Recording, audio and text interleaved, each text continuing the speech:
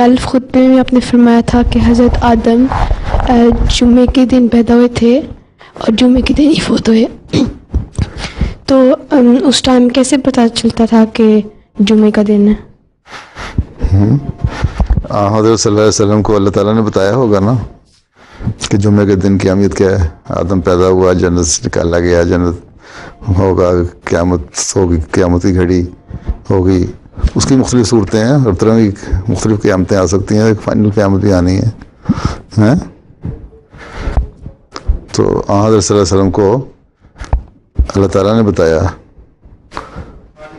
ٹھیک ہے، قرآن شریف میں لکھا ہے نا، بہت سارے قصے انبیاء کی باتیں جو ہیں وہ کسی کو نہیں پتہ، جو اللہ تعالیٰ نے آنسر کو بتائی ہیں.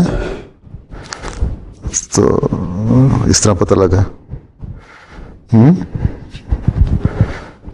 اور حضرت یوسف کا ہی واقعہ ہے، قصہ جو ہے پورا، اور کسی نے اس طرح نہیں بیان کیا جس طرح قرآن شریف میں بیان کیا ہے.